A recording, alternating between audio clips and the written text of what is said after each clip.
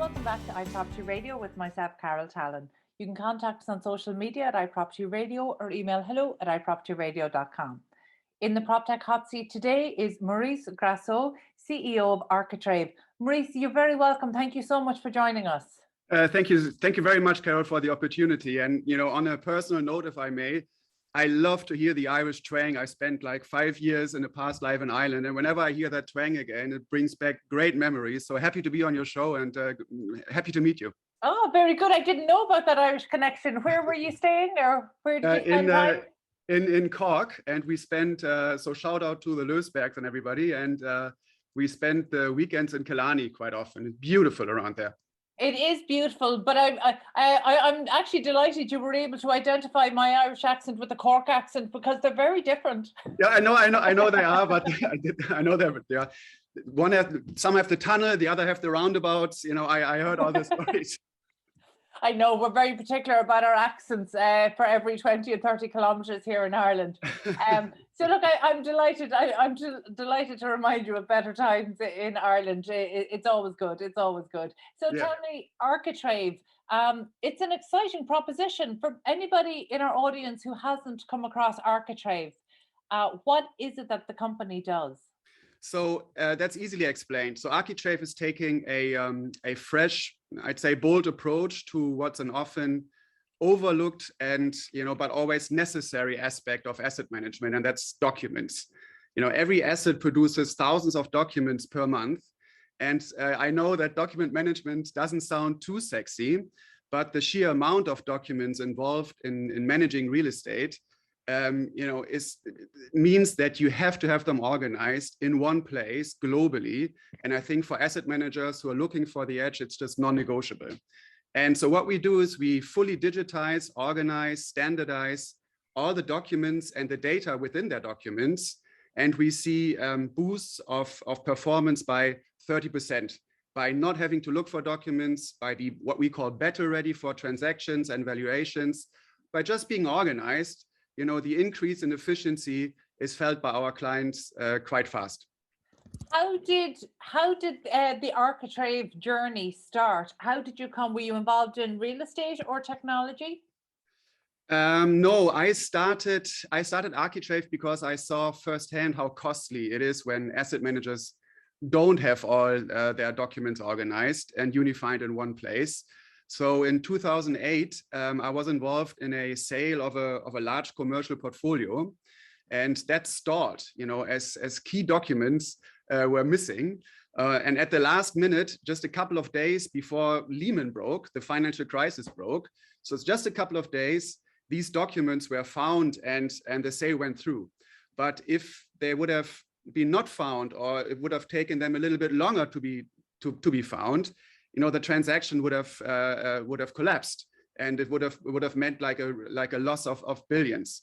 And this is when I realized that for asset managers, having all relevant docs and data properly organized doesn't just save them a massive amount of time, money, and stress.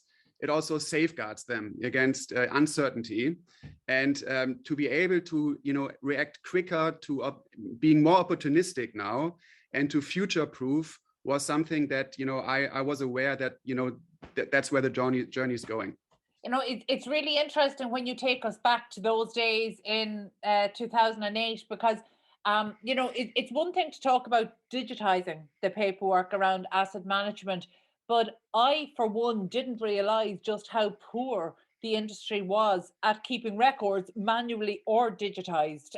So this isn't a technology. This was I don't know, was it an organization or a prioritization issue? But one of the things we learned during the crash was that banks in Ireland, I don't know what it was like in other countries, although I know there was a similar situation in Spain, they did not even know the assets that they had security over. So it was, I suppose from that point of view, it really brought it home to people in the industry how poor the record keeping was. But at an individual level, at a corporate level, we would have thought that shift, has been made. But it's surprising to hear that actually best practice is not well established in Ireland or elsewhere. I couldn't agree more with you, Carol. And it's the same, what you described, the people not actually knowing how much assets they actually own and what the owner structure looks like. That's one aspect. But, I have to say that a lot of them have caught on. So we'll see honestly huge organizations now making sure that globally they want to understand in each country, do I have all the data and documents to be able to do whatever I want with my asset? And can I centrally through a dashboard identify where I don't, where I have missing stuff? So like you have these organizations now who really caught on and who are trying the best. But then you have others who and that's bringing your point back from the best practice sharing that don't. So I sometimes have a phone call with somebody talking about AI. How can we get more data out of documents? How can we analyze energy certificates and get ESG data out of documents? And I hang up the phone and I have a next call. And then somebody says, hey, I'm a big insurance company. We are thinking about scanning all our files. Do you think that's a good idea? I'm like, yeah, I think it's a good idea. Yeah, you should be in control of your documents. But like I can see the market really going widely. They separate each other from like the top asset management companies that really want to be a platform that's fast, that's efficient, and then others who are still a little bit in the opportunistic days where you really didn't have to be so effective to earn loads of money. And I think that will come to a point where that sort of like becomes almost lethal if you don't cop on specifically nowadays. This will have consequences for sure. I'm picking up on the Cork dialect there because nobody outside of Ireland would tell the industry it needs to cop on, but you're absolutely right. The industry That's your twang. That's your twang. Absolutely. No, but cop on is exactly the right term. But obviously we need to find a more diplomatic way to bring this to the industry. But so from this experience in 2008, how long was it before you started the company? So that took some time because what we've worked on was, so the industry, as you know, is very fragmentized. And one of the consequences of that fragmentization is a lack of standards. They don't agree on standards. They're not used to work together. And so when company A sells something to company B, the documents and the data that they're sending to each other usually doesn't fit. And it takes a lot of work to make them fit into the new system. So that fragmentization is, resulting in the lack of standards. So now Architrave wants to, make sure that within documents and data points and documents, we do have a standard. So it took us some time to sort of like develop this, what I call the Rosetta Stone of documents and data. And we've done this with RIX in London and one of our partner companies. And so we've came up with that standard now that we now can take to each country. So for example, we know what kind of documents you need in the UK to describe ownership. We know what documents you need in Germany to describe ownership, in France to describe ownership. So the idea is, what kind of documents do we need in each of those countries that our investors and clients are operating in? And can we then have a look at the documents and see what key documents are they missing per asset, just by having a machine controlling the document intake?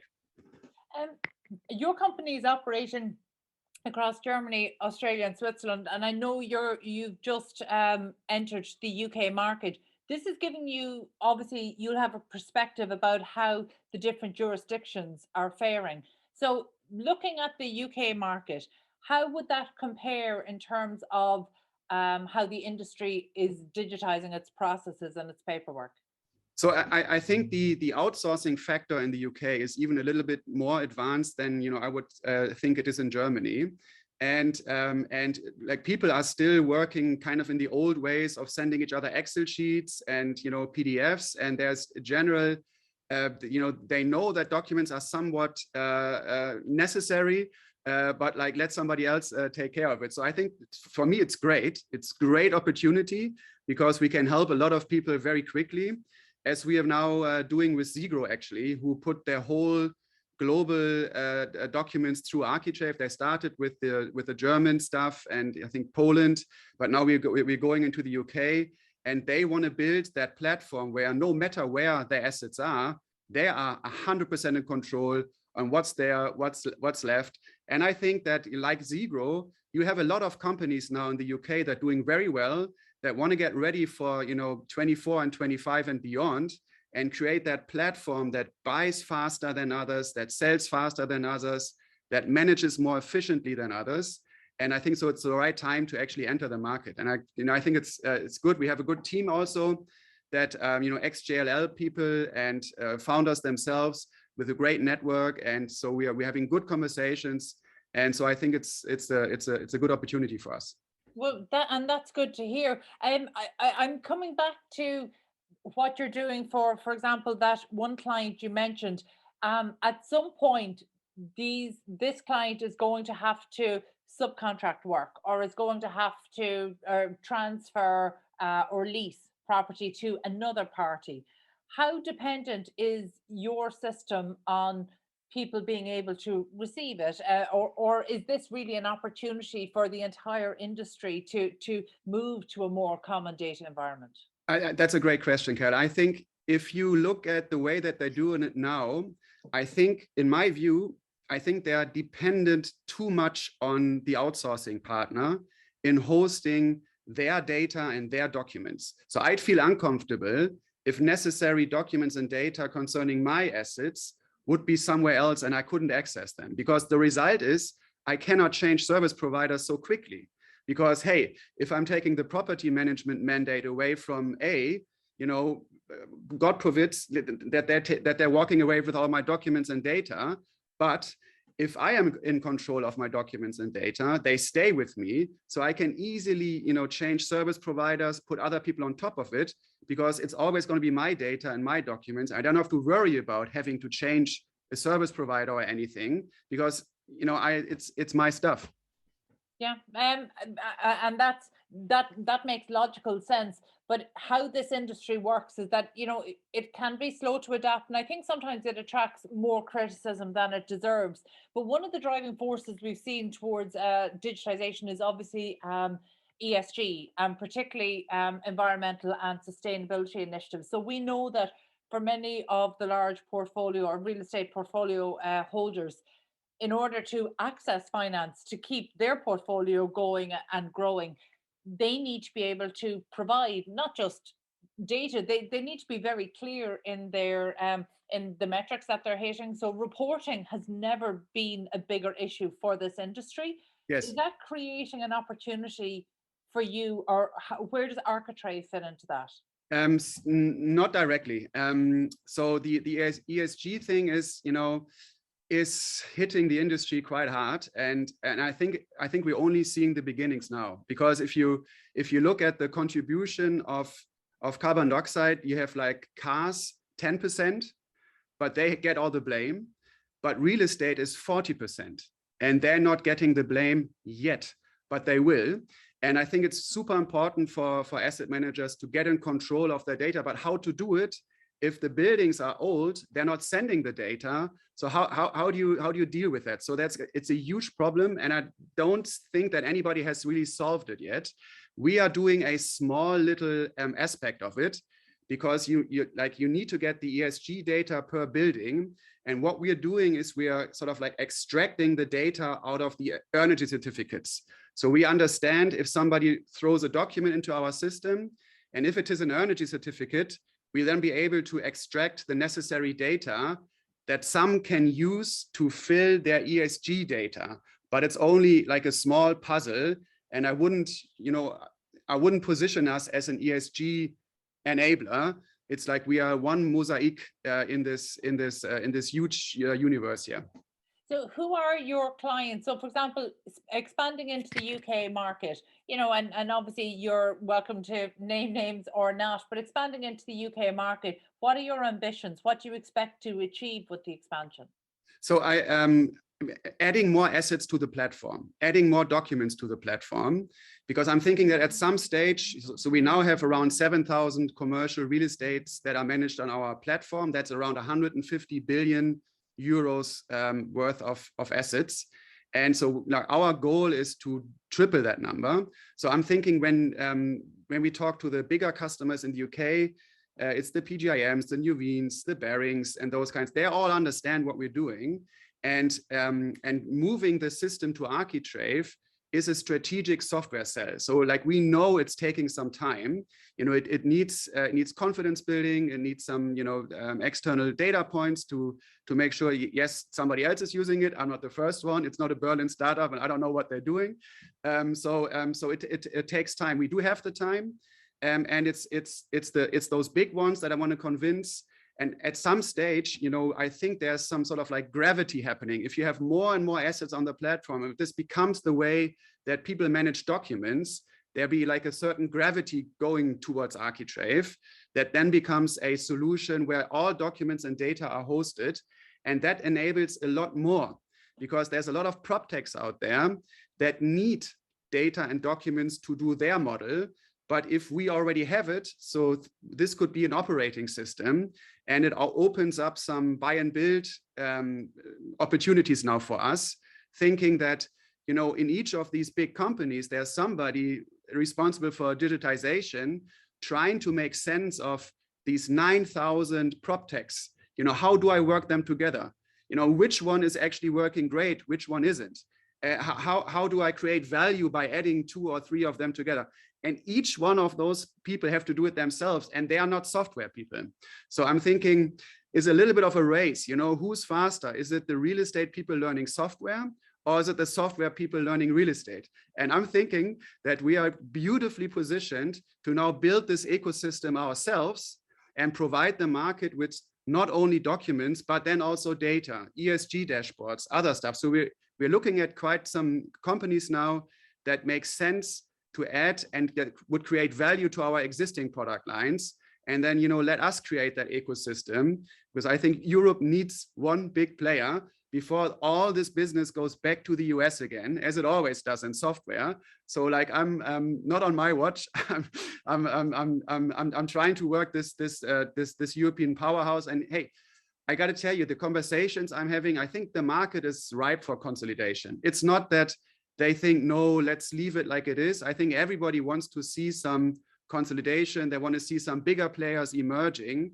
Nobody thinks that an asset manager in the future has like 600 apps on his or her iPhone. So it will need to be bigger companies that have the whole ecosystem under their roof, making it all work together in a way that they couldn't do it themselves. And that's when we create value. There's so much in what you've said there that echoes what we've seen in the success of, say, construction technology companies across the US. Right. And you're absolutely right. This is a space that isn't owned by any one company. There's no dominant player in this. So it is absolutely to play for. But one of the really important things that you said there that I want to emphasize, because I think this is something that maybe people who are at earlier stages of the innovation journey might not realize, that actually we've innovators coming up with great solutions to problems that they might have rightly identified, but actually their solution depends on getting access to information, and then months into the process they're surprised to learn that actually this information might not be available. So that's a really interesting point, that actually it is almost like an operating system for data that's required across the system, but whether that will be one common one or whether it will stay fragmented. I mean, look, absolutely. I spoke in the last couple of months to Ben Lerner of Lerner Associates, and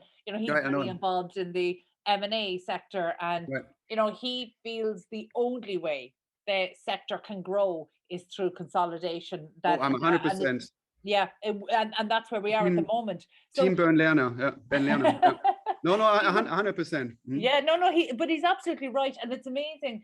And I think that's really difficult for some innovators to hear, but it's also worrying for some buyers of solutions to hear. So some portfolio owners who have invested into technology, and they're realizing that, yes, it solves one problem, but actually it doesn't integrate to help us solve our other problems. So you're absolutely right. No asset manager wants to have tens or certainly not hundreds of apps. But unfortunately, if they were to buy in a new solution for every problem that's identified, that's exactly what would happen.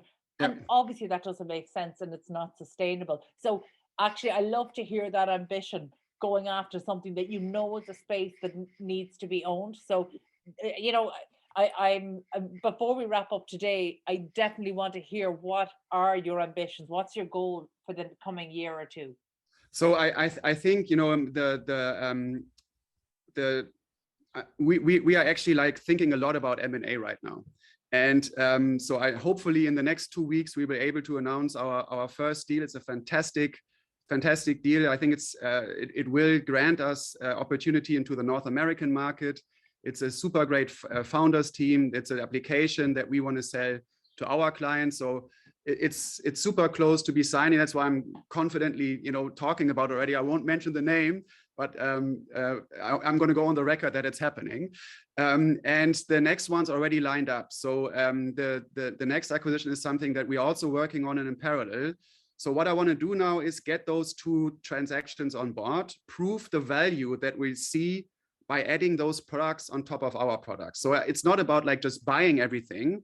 It's about like buying the right things for the right price and creating a win-win for everybody. I also need to convince the investors in the other system that by joining something that potentially can become bigger, that they make more money or get more what they want out of it. So so those 2 need to happen, and you know, then it's time to look at the market and see, you know, who can partner with us so we can actually expand on that buy and build strategy. But then I'm hitting the market with already 2 done deals, and so I think the reference is there. So you know, let's get them over the line. And then 23 show the value that we create by both of them. And I think then we would be in a great position. So I'm also thinking we're very, you know, cautious around 23 when it comes to the industry as such, because there's a crisis, or multiple crises, I should say. And the real estate industry in the past, when a crisis comes, they're reacting by, I'm not going to do anything. I'm going to wait it out. And so I'm thinking that, you know, the bigger companies will always try to make a move and do strategic software buys, but smaller companies, they probably look at every euro or pound and make sure that it stays, because they don't know what's going to happen. It's not the time where they really invest in their future setup, unfortunately. So I think we have to be ready for a year where we probably don't see massive growth rates. And then, you know, that's something that we have to factor in from a business perspective. But then it's the great time for doing these M&A deals and concentrate on that stuff. And then once we come out of 23, we have created that powerhouse. Everything's working together, and then the market will pick up. That'd be awesome. It sounds exciting, and I wish you the very best of luck with your plans. Any plans to dip your toe into the Irish market? Oh, I mean, certainly. If there's any reason for me to come back, I take it in a split second. Great. Okay. Well, we'll get the industry to cop on and give you a reason to come back. I don't mean to sound it any offensive or something. Not at all. It was exactly the right term to use. And it was my absolute pleasure to talk to you. That was Maurice Grassau, CEO of Architrave. And that's it from us this week. You can get in touch with the show on social media at iPropertyRadio or by emailing hello@iPropertyRadio.com. My thanks to producer Breed Malloy and the Hear Me Roar Media production team, and to Luke Delaney on sound for Dublin South FM. Until next time, thank you for listening.